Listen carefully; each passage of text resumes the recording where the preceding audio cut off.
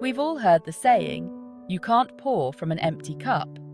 It's a powerful metaphor for the importance of self-care and maintaining our well-being. When we constantly give to others without taking time to replenish our own energy, we become depleted and worn out. We feel exhausted, resentful, and unable to show up fully for ourselves or the people we love. Our mental and physical health suffers. Imagine a cup filled to the brim with love, energy, and joy. This is how we should aim to live our lives. As we move through our day, we share this abundance with others, our family, friends, colleagues, and even strangers. Our positive energy radiates outward. This is the beauty of living a wholehearted life, of showing up with authenticity and generosity. It's about being present and giving our best selves. But what happens when our cup starts to run dry? We begin to feel the strain.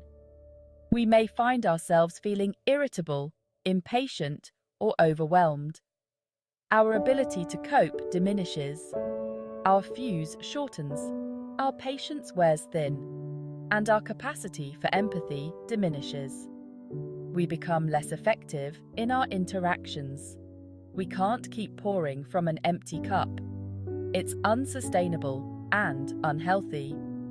We need to prioritize filling our own cup first, so we can continue to give and receive love in a healthy, sustainable way. Self-care isn't selfish, it's essential. Self-care is often misconstrued as selfish. We're conditioned to believe that putting ourselves first is indulgent or even wrong. We are taught to prioritize the needs of others above our own, often at the expense of our own well-being. But here's the truth. Self-care is not selfish, it's essential. It's about recognizing our own worthiness and treating ourselves with the same kindness and compassion we extend to others. When we neglect our own needs, we're not doing anyone any favors. Think of it this way. When we're running on empty, we're not capable of being our best selves. We're more likely to be reactive, impatient, and emotionally unavailable. Self-care is not a luxury, it's an investment in our health, our relationships, and our overall well-being. One of the most powerful acts of self-care is learning to say no. We live in a culture that glorifies busyness, where saying yes to every request is seen as a badge of honor. But saying yes to everything means saying no to something else, often our own needs. It means sacrificing our time, energy, and well-being to meet the demands of others. Saying no is not about being rude or unhelpful. It's about setting healthy boundaries, honoring our limits, and protecting our energy. It's about making conscious choices about how we spend our time and who we give our energy to. When we learn to say no with grace and compassion, we create space for the things that truly matter, for ourselves and for the people we love. Self-care is not a one-size-fits-all proposition. What fills our cup will vary from person to person, depending on our individual needs, preferences, and circumstances. The key is to find practices that nourish our mind, body, and soul. Practices that help us feel grounded, centered, and energized. For some, this might involve spending time in nature, listening to music, or losing themselves in a good book. For others, it might be practicing yoga, meditation, or spending time with loved ones. There's no right or wrong way to practice self-care. What matters is that we find activities that bring us joy, peace, and a sense of renewal. Section 5, Small Moments, Big Impact. You know, self-care doesn't have to be elaborate or time-consuming. In fact, some of the most effective self-care practices are small, simple acts of kindness we can incorporate into our daily routines. It could be as simple as taking a few deep breaths before starting our day, listening to our favorite song on the way to work, or taking a few minutes to savor a cup of tea in silence. These small moments of self-care may seem insignificant, but they can have a profound impact on our overall well-being. They help us to slow down, reconnect with ourselves, and replenish our energy reserves. Section 6. A personal journey. I'll admit, Self-care used to feel like a luxury I couldn't afford.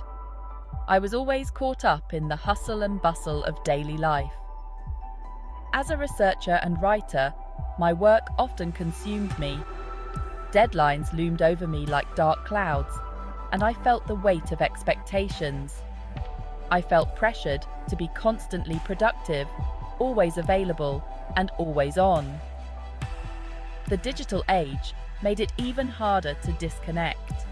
But over time, I realized that this unsustainable pace was taking a toll on my health, my relationships, and my creativity.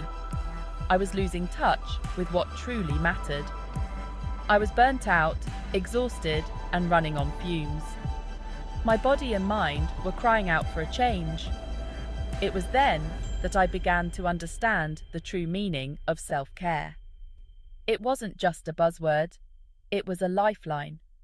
It wasn't about indulgence or selfishness. It was about survival. It was about nurturing my soul and replenishing my energy. It was about prioritizing my well-being so I could show up fully for myself and the people I loved. I needed to be my best self to give my best to others. I started small, incorporating simple self-care practices into my daily routine. Little by little, I began to see the difference. I began meditating for a few minutes each morning, taking walks in nature and appreciating the beauty around me, and making time for activities that brought me joy. The transformation was remarkable. I rediscovered passions I had long forgotten. I felt more grounded, centered, and energized. My mind was clearer and my heart was lighter. I was more present in my relationships, more productive in my work, and more content in my own skin. Self-care had truly changed my life. Section 7. The Science of Self-Care. The benefits of self-care are not just anecdotal, they're backed by science. Research has shown that self-care practices can reduce stress, improve sleep, boost our immune system, and enhance our overall well-being. Studies have found that mindfulness-based practices, such as meditation and yoga, can help to reduce anxiety, improve focus, and promote emotional regulation. Exercise has been shown to release endorphins, which have mood-boosting effects. Even small acts of self-care, such as taking a warm bath or listening to calming music, can trigger the release of oxytocin, a hormone that promotes feelings of love, connection, and well-being. Self-care is not just about feeling good, it's about taking care of our physical and mental health. It's about giving our bodies and minds the tools they need to thrive.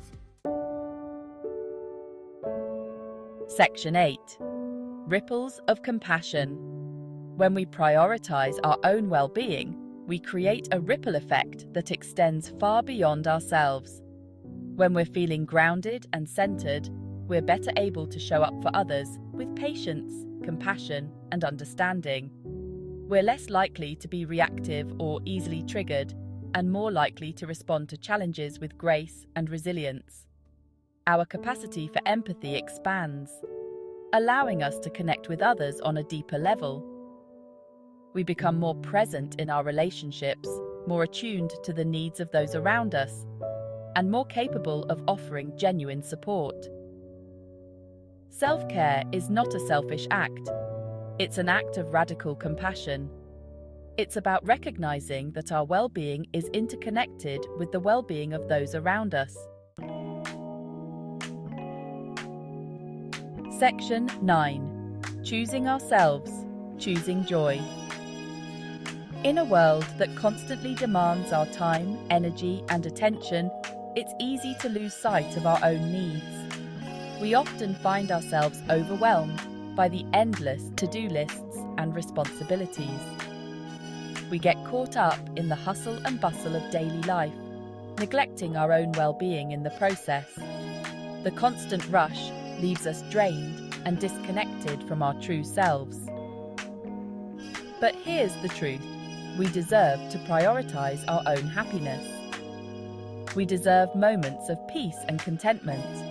We deserve to feel joyful, peaceful, and fulfilled. These moments of joy are not luxuries, but necessities for a balanced life. And the path to that joy begins with self-care. Self-care is the foundation upon which we build our happiness. Choosing self-care is not about being perfect, it's about being present. It's about acknowledging our needs and honoring them. It's about making small, conscious choices each day that nourish our mind, body, and soul.